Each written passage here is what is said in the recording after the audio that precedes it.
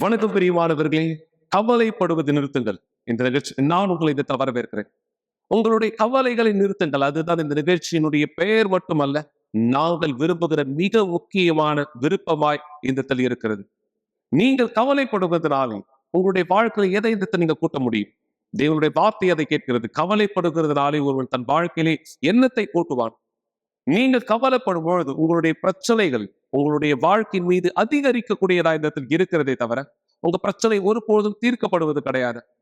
நீங்க பல சூழ்நிலைகளை குறித்து நிறைய யோசித்து இருக்கலாம். ஒரு கணவராய் உங்களுடைய வீட்டின் பொறுப்புகளை உடையவராய் உங்களுடைய மனைவிக்கு என்ன செய்ய போறோம், உங்களுடைய பிள்ளைகளுக்கு இந்த நீங்க என்ன செய்ய போறீங்க, இப்படியான பல கவலைகள் உங்களுக்குள்ளாக இந்த இடத்தில் ஓடிக்கொண்டிருக்கிறது. ஒருவேளை நீங்க எதிர்பார்த்து உங்களுடைய சம்பளம் இந்த நாள் உங்களுடைய கைக்கு இந்த இடத்துல வரல. நீங்க எதிர்பார்த்த ப்ரொமோஷனுக்கான பதில் உங்களுக்கு இந்த இடத்துல கிடைக்கல. நீங்க எந்த பதிலை எதிர்பார்த்தீங்களோ, நீங்க எந்த ப்ரொமோஷனையோ அல்லது எந்த சம்பளத்தை எதிர்பார்த்தீங்களோ அது மற்றவர்களுக்கு நடந்தது, மற்றவர்களுக்கு கிடைத்துக் கொண்டிருக்கிறது. ஆனா உங்களுக்கு கிடைக்கல. ஒரு வாரம், 2 வாரம், 1 மாதம், 1 வருடம், வருடங்களுக்கு ஓடிட்டு இருக்கு. இன்னும் நீங்கள் எதிர்பார்க்கிற பதிலானதை உங்களுடைய வாழ்க்கை மீது நீங்கள் இதை பெற்றுக் கொள்ளவில்லை. இது எவ்வளவு வலியானதை கொடுக்கும் எனக்கு தெரியும். ஆனா நீங்க அந்த வலியிலே கவலைகளை இந்த இடத்தில் ஏற்றுக்கொள்கிறவராய், அந்த கவலைகளில் உங்களுடைய தலைகளை சோர்ந்து போகிறவராய் குனிவீர்களே. ஆனால் நீங்க இந்த இடத்துல எப்படி எழ போறீங்க? என வேதாகமத்தில் பல உதாரணங்கள் இந்த இடத்துல நம்ம பார்க்கிறோம். விசுவாசத்திலே தன் பிரச்சனைகளை இந்த இடத்துல சந்தித்து தேவனை நோக்கி உதவிக்காய் இந்த இடத்துல கேட்டவர்கள், தேவனை நோக்கி இந்த இடத்துல பார்த்தவர்கள், தேவனாலே உதவியானதை பெற்றுக் கொண்டார்கள். ஆனா யார் ஒருத்தர் நம்பிக்கை இல்லாதவராய், யார் ஒருத்தர் விசுவாசம் இல்லாதவராய் இடத்தில் இருந்தார்களோ அவர்களுடைய உதாரணம், அவர்களுடைய பதில் நாம் இந்த இடத்துல பார்க்கறது கூட இந்த இடத்துல இல்லை. ஏன்னா அவர்களை பத்தி தேவன் பேச எதையும் இந்த இடத்துல விரும்பல. நீங்க உங்களுடைய கவலைகளில் இந்த இடத்துல சுமந்து கொண்டிருப்பீர்கள். அந்த மூட்டையானதை ஓரம் எடுத்து வையுங்கள். அந்த மூட்டையை நீங்கள் சுமக்க வேண்டியதில்லை. எனவே நான் மீண்டும் சொல்கிறேன், உங்களுடைய கவலைகளை நிறுத்துங்கள். தேவன் உங்களுடைய வாழ்க்கையானதை மாற்ற மிகவும் விருப்பம் உள்ள தேவனாய் இருக்கிறார். எனவேதான் இந்த மாதம் 25ஆம் தேதி ஞாயிற்றுக்கிழமை காலை 9:30 மணி கூட்டத்திலே நீங்கள் விசுவாசத்தில் எங்களோடு ஒன்றிணைய போகிறீர்கள். ஆம், நீங்க இந்த இடத்துல ஒருவேளை குறுக்குப்பேட்டை சுற்றியுள்ள பகுதியை சார்ந்தவரா இருக்கலாம், அண்ணாநகரை சார்ந்தவரா இருக்கலாம், அயனாவரத்தின் பகுதியை சார்ந்தவரா இருக்கலாம், நீங்க பெரம்பூர் பகுதியை சார்ந்தவரா இருக்கலாம், மவுண்ட் ரோட் சுற்றியுள்ள பகுதியை சார்ந்தவரா இருக்கலாம். ஒருவேளை நீங்க இந்த மும்பையில இருந்து, ஹைதராபாத்ல இருந்து இந்த பார்க்கிற ஒருவராய் கூட இந்த இருக்கலாம். பல மக்கள் தொடர்பு கொள்வதை போல கூட நீங்க இந்த பகுதியை சார்ந்தவராய் இருக்கிறீர்களானால் நீங்கள் இந்த தொலைபேசி எண்களில் தொடர்பு கொள்ளலாம். மேலும் விவரங்களுக்காய், முகவரிகளுக்காய் நீங்கள் இந்த நாள் எல்லா சிறந்த வழிகள் உண்டாக்கி எங்களோடு இணைய சீனாய் மலையில் ஆசிர்வதிக்கப்பட்ட இந்த பரிசுத்த ஒளிவேனினுடைய ஒரு பகுதியை நீங்கள் முற்றிலும் இலவசமாய் பெற்றுக்கொள்ள இந்த ஆசிர்வதிக்கப்பட்ட எண்ணெய் அபிஷேகத்தினுடைய எண்ணெயாய் உங்களுடைய தலைகளிலே நீங்கள் கேட்ட சாட்சிகளை போல உங்களுடைய விசுவாசத்தில் நீங்கள் என்ன செய்ய விரும்புகிறீர்களோ அப்படியான செயல்களை செய்யும் பொழுது தேவன் உங்களுக்கு உதவி செய்ய தயாரா இருக்கா. தேவன் உங்களுக்கு உதவி செய்ய தயாரா இருக்கா. இப்படியான விசுவாசத்திலே இந்த எண்ணெயை பெற்றுக்கொண்டு தன் செயலை நிறுத்தல் செய்த இந்த நபர் எப்படியான பதிலை தேவனிடமிருந்து பெற்றுக்கொண்டார். இந்த சாட்சியை நீங்கள் பாருங்கள் இப்பொழுதே.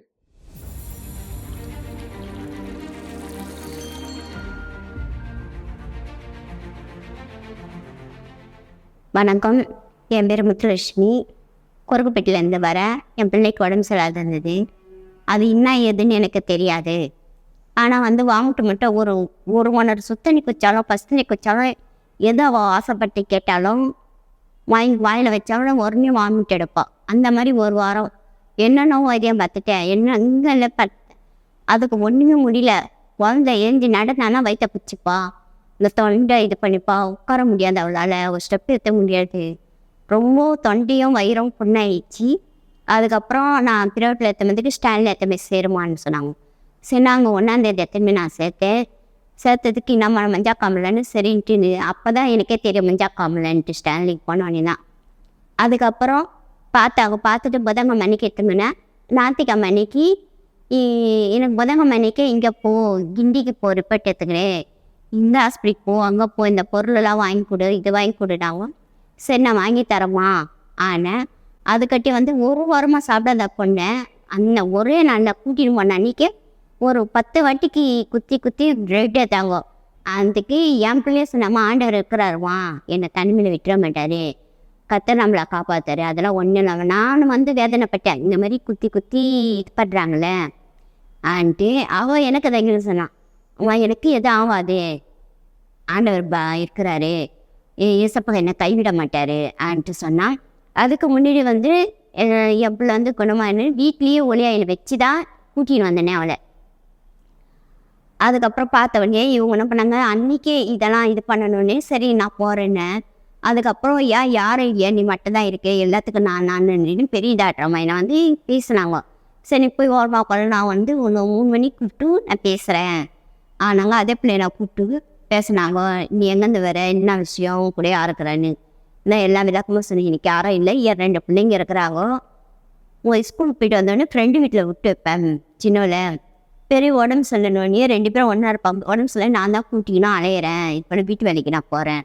சரிம்மான்ட்டு பூன்னு சொல்லிட்டு கொடாம்பத்தை நான் கூப்பிட்றேன். நாங்கள் அவங்களே கோபமாக பேசினவங்களே நான் வந்து கோபமாக திட்டு வாங்கிக்கணும் வந்து உட்காந்துட்டு ஜவம் பண்ணேன் என் பிள்ளையாண்ட உட்காந்து.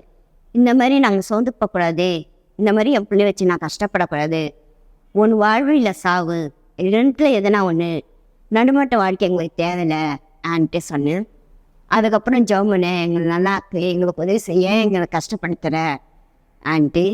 அதுக்கப்புறம் பேசி கொஞ்ச நேரத்தில் ஜவம் பண்ணி கொஞ்ச நேரத்துலேயே டாக்டர் அம்மாவை கூப்பிட்டு எங்களை இந்த மாதிரி எதுவுமே ரிப்போர்ட்டுக்கெல்லாம் நான் ஆரம்பிச்சிட்டேன் பாப்பா, இன்றைக்கெல்லாம் எல்லா டெஸ்ட்டுமே நீ கவலைப்படாது, எல்லாமே வாங்கிக்கணும் சொல்லி எல்லாத்துக்கும் நீ 5 நிமிஷம் செலவு பண்ண வேணாம் நாங்கள். அதுக்கப்புறம் சரிண்ணா. அதுக்கப்புறம் ஞாயிற்றுக்கிழமை அன்னைக்கு டெஸ்ட் எடுத்துமே அந்த ஹாஸ்பிட்டல் சின்ன ஸ்டாண்ட்லேருந்து பெரிய ஸ்டாண்ட் எடுத்து போய் கொடுக்க சொன்னாங்க. நாங்கள் வந்து புதன்கிழமை வந்தோம். புதன், வியாழன், வெள்ளி, சனி, ஞாயிறு 5 நாள் ஆகுது.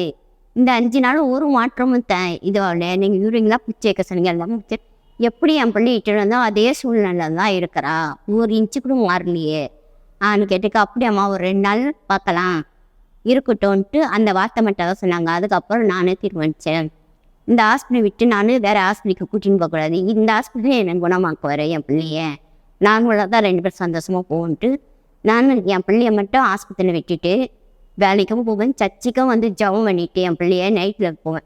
அதுக்கப்புறம் ஜவம் பண்ணிவிட்டு அந்த எண்ணெயை திறந்து என் பிள்ளைக்கு குடிக்க மாட்டா, வாயில் வச்சுக்க மாட்டா, நெத்தியில் மட்டுட்டுப்பான். அந்த ரோஸ் பவுடரில் தண்ணியில் கலக்கி ஒரு நாளைக்கு 3 லிட்டர் தண்ணி குடிக்க சொல்லுவாங்க. ஒரு ஹவருக்கு 1 லிட்டர் தண்ணின்ட்டு குடிப்போன்னு. இவள் குடிக்க மாட்டான், நான் திட்டி ரோஸ் தண்ணியில் மிக்ஸ் பண்ணி ஊற்றி குணமாயிடுச்சு என் பிள்ளைக்கு, நார்மலாக வந்தது. என் பிள்ளையும் நானும் நல்லா இருக்கிறோம். இந்த பிள்ளைக்கு அந்த எண்ணெயை வாங்கி பயன்படுத்துறதுனால பூர்ண சுகமாக சந்தோஷமாகவும் இருக்கிறோம். இந்த ஆசிரியப்பட்ட எண்ணெயை யாராவது வாங்கி பயன்படுத்திக்கணும், அவங்க வாழ்க்கையிலும் ஆண்டவர் அற்புதம் செய்வார். வணக்கம்.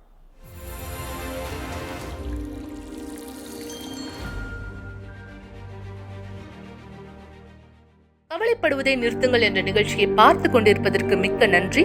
கூட்டம் முடிந்த பிற்பாடும் நீங்கள் எங்களை தொடர்பு கொள்ளலாம். மறந்து விடாதீர்கள், எங்களுடைய எண் 9346387738. நன்றி. மிக சரியாக இந்த நபர் இந்த இடத்தில் பெற்றுக்கொண்ட இந்த பதில் உங்களுக்கும் தேவையானதா இந்த இடத்தில் இருக்கலாம். என இந்த நபர் விசுவாசத்திலே தன்னுடைய மகளை அபிஷேகம் செய்தார். ஆம், முடியாதது, நடக்காதது அல்லது மாறாதது, எதிர்பார்த்த பதில் இந்த இடத்துல கிடைக்காததா இந்த இடத்துல இருந்தது. இதுதான் இவருடைய வாழ்க்கை நிலை.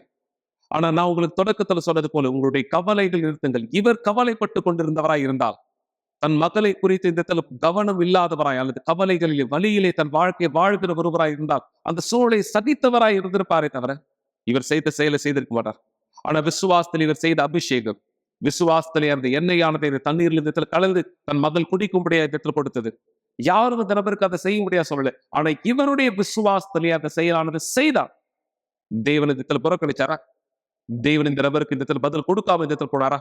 மிக நிச்சயமாய் தலைகீழாய் நடந்தது. தேவன் பதிலானது இந்த இடத்தில் கொடுத்தார்.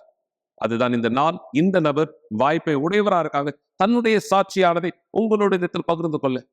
மக்களை நீங்க யாராய் வேண்டுமானாலும் இருக்கலாம், எந்த நிலைமையை சார்ந்தவராய், எந்த தகுதியை சார்ந்தவராய், உங்களுடைய நிறமோ உங்களுடைய தகுதியோ உங்களுடைய நிலைமையோ தேவன் பார்ப்பதில்லை. விசுவாசத்தை செயல்படுத்துகிறவராய் இருக்கிறீர்களா? தேவனை தான் பார்க்கிறார். உங்களுடைய விசுவாசத்தை நீங்கள் செயல்படுத்தி தேவனுடைய வழிகளை பின்பற்றுகிறவராய் இருக்கீங்க. தேவன் அந்த உதவியானதை உங்களுக்கு செய்ய தயாரானவராய் இருக்கிறார். எனவேதான் இந்த மாதம் இந்த விசுவாசத்தில் நீங்கள் எங்களோடு இணையலாம். இந்த பரிசுத்த ஒளிவேனையும் இலவசமாய் நீங்கள் பெற்றுக்கொள்ளும்படியாக விசுவாசத்தில் நீங்கள் அதை எப்படி பயன்படுத்துவது கற்றுக்கொள்வீர்கள், பெற்றுக்கொள்வீர்கள், பதிலை நீங்கள் கைப்பற்றுவீர்கள். இந்த நாள் நீங்க வரும்பொழுது எந்த எண்ணெயானது இடத்தில் பெறப்போகிறீர்கள், எந்த விசுவாசத்திலே பெறப்போகிறீர்கள், இந்த வீடியோ உங்களுக்கான விளக்கத்தை கொடுக்கட்டும். வணக்கம் பிரியமானவர்களே, யூனிவர்சல் ஆலயத்தினுடைய பீடத்திலே நாங்கள் இந்த நேரம் இணைந்தவராயிருக்கிறோம். தேவனுடைய வார்த்தை யாக்கோபு என்கிற புஸ்தகத்துல சொல்கிற பிரகாரம், உங்களில் ஒருவன் வியாதிப்பட்டிருந்தால் அவன் சபையின் மூப்பர்களை வரவழைப்பானாக, அவர்கள் கர்த்தருடைய நாமத்தினாலே அவனுக்கு எண்ணெய் பூசி விசுவாசத்தோட ஜெபத்தை செய்வார்கள். விசுவாசத்தோடைய ஜெபத்து நிமித்தம் பிணியாளி ரட்சிக்கப்படுவான். இந்த மாதம் 25ஆம் தேதி இந்த வாய்ப்பானது உங்கள் எல்லோருக்குமாய் இடத்தில் கிடைக்கும்படி காலை 9:30 மணி கூட்டத்திலே நீங்கள் எங்களோடு இணைய வரவேற்கப்படுகிறீர்கள். உங்களுடைய குணமாக்குதலுக்காக, விடுதலைக்காக, உட்புற பலனுக்காக நீங்கள் ஒருவேளை பல இடங்களில் முயற்சி செய்திருக்கலாம். உங்களுடைய வாழ்க்கையின் மீது நீங்கள் எதிர்பார்க்கிற ஒரு பதிலானதை பெற்றுக்கொள்ள முடியும். தேவனுடைய வார்த்தை சொல்லப்பட்ட பிரகாரம் நீங்கள் இந்த ஆசீர்வாதங்களை பெற்றுக்கொள்ள உங்களுடைய விசுவாசத்தை எங்களோடு இணைப்பீர்களே ஆனால் மிக நிச்சயம் இந்த விசுவாசத்தினுடைய ஜெபம் பிணியாளியை ரட்சிக்கும். இந்த வார்த்தையை நீங்கள் நம்புகிறவராய் இருந்தால் வரவேற்கப்படுகிறீர்கள். உங்களுடைய வாழ்க்கையை தேவன் ஆசீர்வதிக்க முடியாது. இந்த ஆசீர்வதிக்கப்பட்ட பரிசுத்த ஒலிவையினுடைய ஒரு பகுதியை நீங்களும் உங்களுடைய குடும்பத்தாரும் முற்றிலும் இலவசமாய் பெற்றுக்கொள்ள முடியாது. எங்களோட குண்டனைகள் மறக்க வேண்டாம்.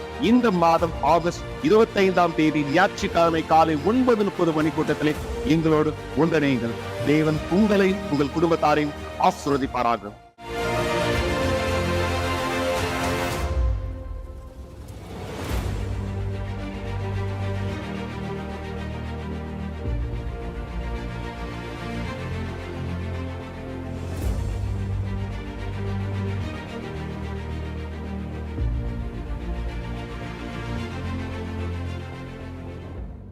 ஆமென். இந்த விசுவாசத்தில் தான் நீங்க இந்த நாள் வரவேற்கப்படுகிறீர்கள். இந்த நேரம் இந்த வார்த்தையை நான் உங்களோட பகிர்ந்து கொள்ள விரும்புகிறேன்.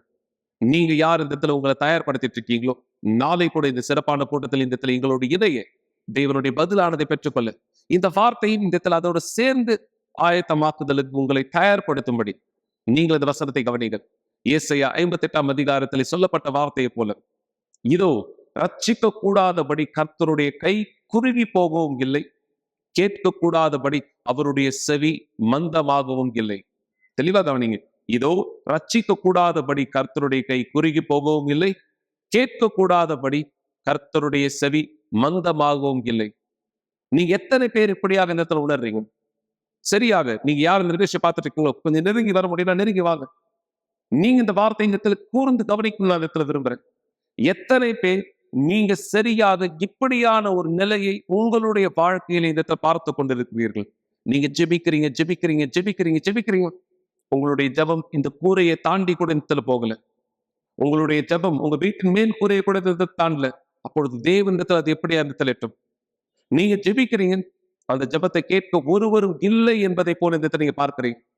தேவனிடத்துல பதிலானது இந்த கேட்கிறீங்க, ஆனா தேவனுடைய பதிலானது இந்த எட்டாத ஒரு கனியை போல, தேவனுடைய கை குறுகலானதை போல நீங்க அந்த பதிலை பெற்றுக்கொள்ள முடியாதவரா இடத்துல இருக்கீங்க.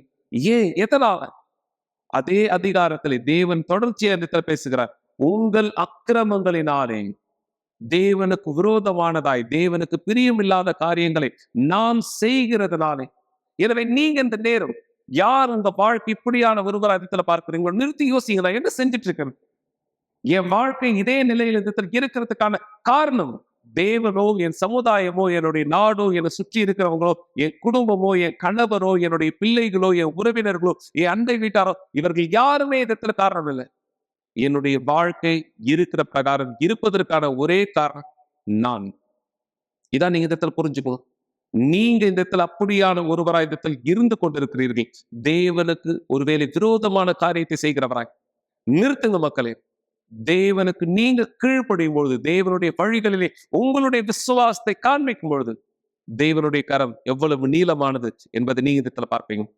தேவனுடைய செவி எவ்வளவு கூர்மையானது என்பதை நீங்க உங்களுடைய வாயினின்று வார்த்தை புறப்படுவதற்கு முன்பாகவே அவர் கொடுக்கிற பதில் மூலமாய் தெரிந்து கொள்வீர்கள். இதுதான் இந்த பெண்ணுக்கும் நடந்தது. இந்த நபருடைய வாழ்க்கை அழிக்கப்பட்ட வாழ்க்கை. ஆனால் ஒரு நாள் இந்த தீர்மானத்தை இவர் எடுத்தார். ஆசீர்வாதமான வாழ்க்கையாய் மாற்றிக்கொள்ளும்படியாக. இந்த நபருடைய வாழ்க்கை எப்படியாய் இருந்தது, தேவன் எப்படியா இந்த இடத்துல மாற்றினார், இந்த மாற்றத்தினுடைய சாட்சியை நீங்களே பாருங்கள் இப்பொழுது. 50 முறை பேய் ஓட்டுதல், 7 முறை தற்கொலை முயற்சி. மரியா தெரேசாவுடைய வாழ்க்கை திகில் படத்தை போல்.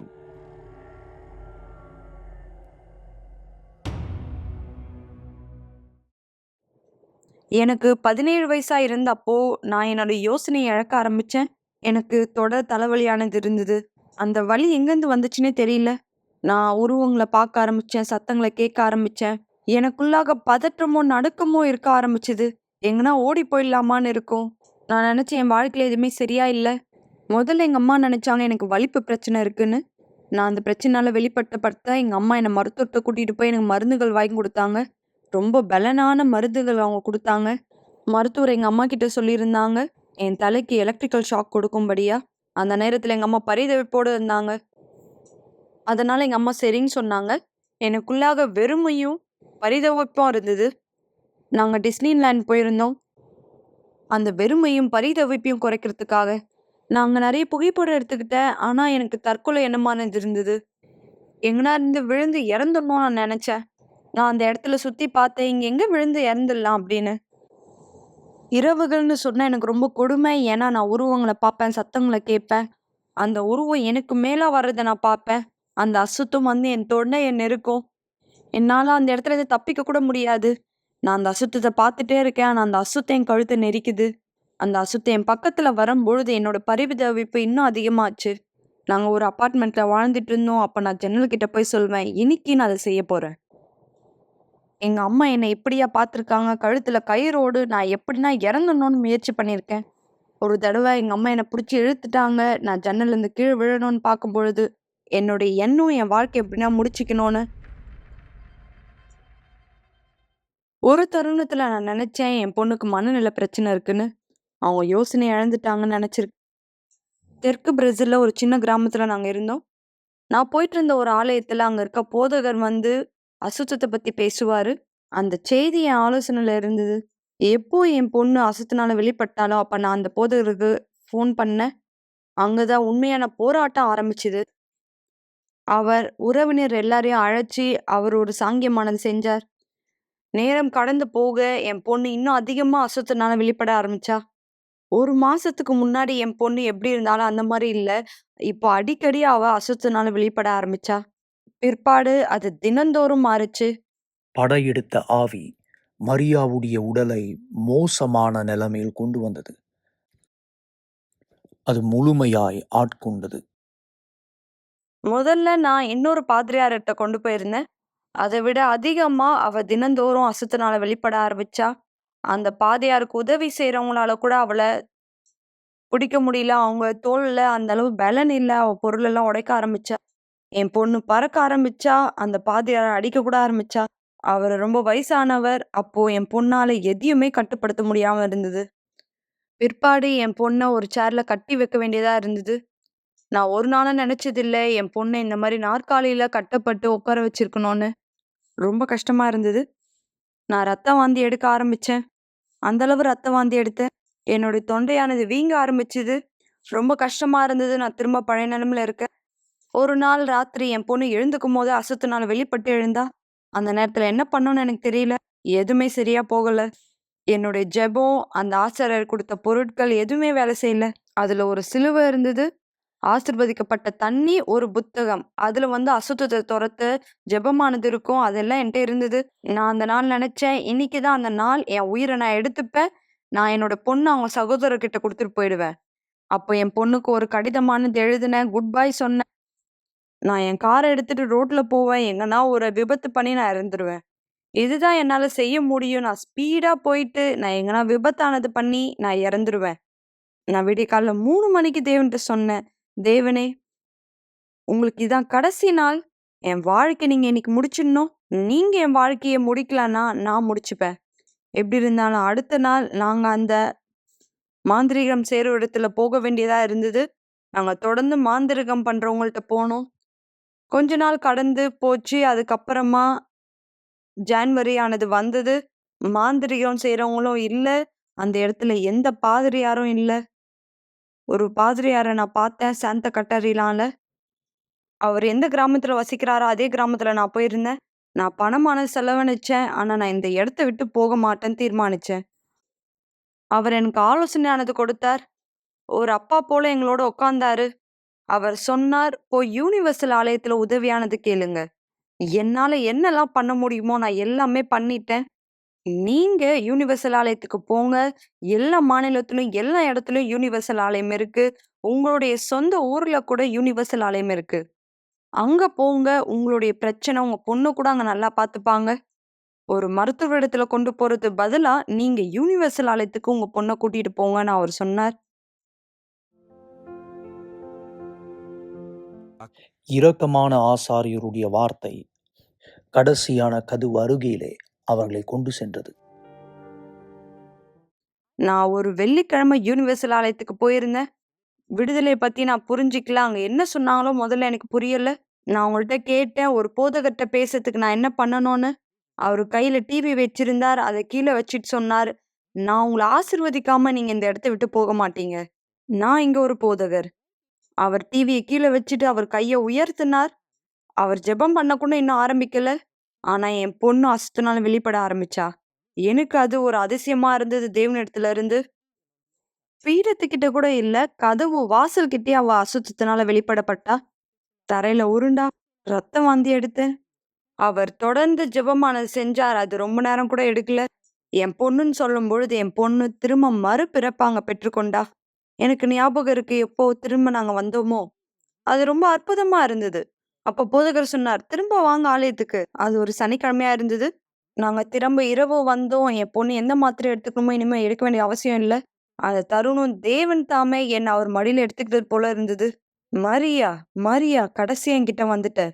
தேவனோட எங்களுக்கு ஒரு உடன்படிக்கை ஏற்பட்டது. நான் ஒரு பொழுதும் அந்த போதகரை மறக்க மாட்டேன். என் கைய பிடிச்சிட்டு அவர் சொன்னார், "உன்னுடைய போராட்டம் என்னுடைய போராட்டம்னு. அது தேவனால மட்டும் தான் முடியும்." அந்த தருணம் நான் தேவன் என் பக்கத்துல இருக்கத பார்த்தேன். நான் உன் கூட இருக்கேன்னு சொன்னார். அவர் நாளைக்கு திரும்ப வாங்கன்னு சொல்லியிருந்தார். நாங்க அவர்ட்ட முழு இருதயத்தோட வருவோம்ன்னு சொன்னேன். நாங்க திரும்பவும் போனோம். அங்க போய் நாங்க தூங்குனோம். நாங்க ஆலயத்திலேயே தூங்கணும்னு நெனச்சோம். ஆமா, நாங்க ஆலயத்திலேயே தூங்கலாம்னு நெனச்சோம். அப்போ நாங்க வீட்டுக்கு திரும்ப போய் நாங்க தூங்குனோம். மரியா இனிமேலும் அந்த பிசாசினால் ஆட்கொள்ளப்படுவதில்லை. ஒரே ஒரு வழியில் மட்டும்தான் இப்பொழுது கிடைத்த அந்த சமாதானம் இவருக்கு நிலைநிறுத்தப்படும். நான் தண்ணீர்லேருந்து திராட்சை ரசமா மாத்தப்பட்டேன். எந்த மாத்திரையும் இல்லாம நல்ல உறக்கத்த பெற்றுக்கொண்டேன். நான் சந்தோஷமா இருந்தேன். ஆனா முழு சந்தோஷத்தோட இல்ல. எனக்குள்ளாக வெறுமையானது இருந்தது. அத பரிசுத்த ஆவியானவர் மட்டும் தான் நிரப்ப முடியும். எல்லா கூட்டத்திலயும் பரிசுத்த ஆவியானவர பத்தி கேள்விப்பட்டிருக்கேன். அதிகமா புதன்கிழமையிலயும், ஞாயிற்றுக்கிழமையிலயும் என்னுடைய முழு வாழ்க்கையில நான் என்ன செய்யணும்? எனக்குள்ளாக சமாதானம் இருக்கு. ஆனா உண்மையான சமாதானம் இன்னும் நான் பெற்றுக்கொள்ளல. அவர் எனக்குள்ளாக வரணும்னு நான் விரும்பினேன்.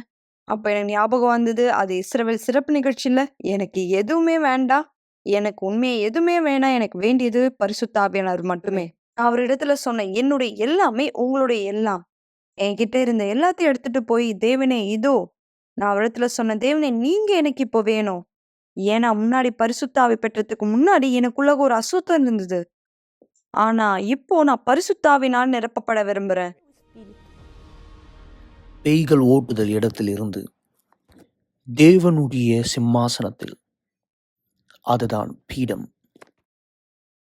நான் தேவனிடத்துல சொன்னேன், "தேவனே இதுதான் அந்த நாள். நான் இன்னைக்கு உங்கள பெற்றுக்கொள்வேன்." நான் அவர பெற்றுக்கொண்டேன். அவர் என்னிடத்துல சொன்னார், "நான் இங்க இருக்கேன் மரியா உனக்காக." ஒருத்தருக்குள்ளாக பிசாசு இருந்து இப்போ நம்ம பரிசுத்த ஆவியானவர் பெற்றுக்கொள்ளும் பொழுது, அது கூடாத காரியம் அசுத்தத்தினால வெளிப்படுத்தப்பட்ட ஒருவர், அசுத்தம் அவங்க மேல இருக்கிறத அவங்க பார்த்து, இப்போ பரிசுத்த ஆவியானவர் எனக்குள்ளா இருக்கார். நான் யாரு இந்த மாரி தயவ தேவனிடத்திலிருந்து பெற்றுக்கொள்றதுக்கு? இன்னைக்கு எனக்கு ஒரு வாழ்க்கை இருக்கு. நான் டிஸ்னிலேண்ட் போ வேண்டியதில்ல. நான் வனாந்தரத்தின் மத்தியில இருந்தா கூட எனக்குள்ளாக சமாதானம், சந்தோஷம் இருக்கு. மரியா தெரேசா இப்பொழுது ஒரு மனைவி மற்றும் ஒரு தாய். இவருடைய வாழ்க்கையை மீண்டுமாய் புதியதாய் ஆண்டவர் மாற்றி எழுதினார். ஒரு திகில் படத்துல இருந்து ஒரு அற்புதமான படமா என்னோட பொண்ணு வாழ்க்கை மாறி இருக்கு. இந்த படம் ரொம்ப அருமையானதா இருக்கு. என்னால சொல்ல முடியும் என் பொண்ணுடைய வாழ்க்கை மாறப்பட்டிருக்கு. இது ரொம்ப உணர்ச்சிகரமான விஷயம் எனக்கு. ஒவ்வொரு முறை எனக்கு ஞாபகம் வரும்பொழுது, இன்னொரு இடத்துல இந்த என் சாட்சிய நான் என் பொண்ண பத்தி சொல்லும்பொழுது, நான் ரொம்ப உணர்ச்சி வசப்படுவேன். ஏன்னா, என் பொண்ணு மறுபிறப்பா பெற்றிருக்கா. என் வாழ்க்கைய பத்தி இன்னைக்கு சொல்லணும்னா, நான் எதுவுமே குறையா சொல்ல முடியாது. இப்ப எல்லாமே அருமையா இருக்கு. அவரோட திருமணம் ஆசீர்வாதமா இருக்கு. ஒரு ஆசீர்வாதமான பேரன் எனக்கு இருக்கான். தேவன் எல்லாத்தையுமே அவருடைய கட்டுப்பாட்டுல வச்சிருக்கார். நம்ம ஒரு விஷயம் கேட்கிறோம். ஆனா தேவன் எல்லாத்துக்கும் பதில் கொடுக்கிறார். கவலைப்படுவதை நிறுத்துங்கள் என்ற நிகழ்ச்சியை பார்த்து கொண்டிருப்பதற்கு மிக்க நன்றி. கூட்டம் முடிந்த பிற்பாடும் நீங்கள் எங்களை தொடர்பு கொள்ளலாம். மறந்து விடாதீர்கள். எங்களுடைய எண் 9346387738. நன்றி. அவ்வளவுதான் மகனே, உங்களுடைய வாழ்க்கையை மாற்றிக்கொள்ள நீங்க தயாரா இருக்கீங்களா? நீங்க தயாரா இருக்கீங்கன்னா நீங்க இதை உங்க பதிலா கூட சொல்ல வேண்டியதில்லை. தேவனை காண்பீங்க. உங்களுடைய செயலாலே தேவன் நம்மிடமிருந்து எதிர்பார்ப்பது எல்லாமே நம்முடைய செயலிலே நாம் நிரூபிக்க வேண்டும். இந்த செயலில் நீங்க எதிர்த்து நிரூபிப்பீங்கன்னா மிக நிச்சயம் தேவனுடைய பதிலானதை நீங்கள் எதிர்த்து பார்ப்பீர்கள். இந்த நபர் சாட்சியில் எதிர்த்து சொன்னது போல, இந்த நபர் தன்னுடைய விசுவாசத்திலே பதிலாயத்தில் கைப்பற்றிய காரியத்தை போல, இந்த வாரம் முழுவதும் நீங்கள் தொடர்ச்சியாய் கேட்ட பல சாட்சிகளிலே தேவன் அவர்களுக்கு எப்படியா இந்த உதவி செய்தாரோ அதே விசுவாசத்தினுடைய வழியிலே தேவன் உங்களுக்கு இந்த உதவி செய்ய. எனவே தேவனுடைய கைகள் குறுகவும் இல்லை, தேவனுடைய செவி மந்தமாகவும் இல்லை. தேவன் தயாராக இந்த இருக்கிறார். உங்களுடைய விசுவாசத்தின் பலனை கொடுக்க, உங்களுடைய வாழ்க்கையை மாற்ற அவர் விரும்புகிற அதி அற்புதமான பதிலை உங்களுடைய வாழ்க்கை மீது நிஜமாக்க. எனவே இந்த சாட்சிகளிலே நீங்கள் கேட்ட பிரகாரம் தேவன் உங்க வாழ்க்கை ஆசீர்வதிக்க என்னோடு ஒன்றிணையுங்கள். இது ஜெபத்திற்கான நேரம். ஒரு கிளாஸ் தண்ணீரை ஆயத்தப்படுத்திக் கொள்ளுங்கள் அல்லது தொலைக்காட்சிக்கு அருகாமையிலே வாருங்கள். இந்த நேரம் உங்களுக்கான ஒரு சிறப்பு ஜெபத்தை நாம் செய்ய போகிறோம். எங்கள் ஆண்டவராகிய இயேசுவே, என் தேவாவியானவரே, மிக நிச்சயமாக இந்த மக்கள் ஒருவேளை தன்னுடைய வாழ்க்கை இதுதான் இந்த நிலை என்று பார்த்து கொண்டிருக்கிறார். இதுதான் என்னுடைய தகுதி, இதுதான் என்னுடைய வாழ்க்கை முடிவு என்பதை போல் யோசித்துக் கொண்டிருக்கிறார். இல்லை என் தேவனே, ஆண்டவராகிய இயேசுவே, இவர்கள் யார் தன் விசுவாசத்தை செயல்படுத்துகிறார்களோ, இவர்கள் யார் தங்களுடைய தவறான வழிகளிலிருந்து திரும்பி உம்முடைய வழிகளை தேர்ந்தெடுக்கிறார்கள், இவர்கள் இந்த பார்க்கட்டும் உம்முடைய கை குறுகி போகவும் இல்லை, உம்முடைய செவி மந்தமாகவும் இல்லை. நீர் இந்த கவனமாய் கவனிக்கிறவராகவும் இவர்களுடைய வாழ்க்கையை மாற்றி ஆசீர்வாதத்தை தருகிறவராய் இந்த இருக்கிறேன். இதுதான் என் தேவனே, ஆண்டவராகிய இயேசுவே, இந்த மக்களுடைய வாழ்க்கை மீது நீர் ஆசீர்வாதத்தின் பதிலாய் இடத்தில் கொடுத்து கேட்கிறேன். என் தேவனே, இவர்கள் கவலைகள் இடத்தில் நீங்கி இவர்கள் தெளிந்த சிந்தனையோடு பதில்களை இடத்தில் பெற்றுக்கொள்ள உதவி செய்கிறார்கள். இவருடைய பாரங்கள் இடத்தில் நீங்கி இவர்கள் இடத்தில் புரிந்து கொள்ளுதலோடு தான் செய்ய வேண்டிய காரியம் என்னதென்று இடத்தில் உணர்ந்து அதை செயல்படுத்தக்கூடிய பலனை இடத்தில் தருகிறார்கள். இயேசுவே, என் தேவாவியானவரை, ஒருவேளை இவர் வியாதி நிமித்தம், தன்னுடைய பிரச்சனை நிமித்தம், தன் கடினத்து நிமித்தம், தன்னுடைய பலகீனத்து நிமித்தம் உம்மீது உள்ள விசுவாசத்தை இழந்தவராய் கூடத்தில் இருந்திருக்கலாம், அல்லது இழந்து கொண்டிருக்கிறவராய் இருக்கலாம்.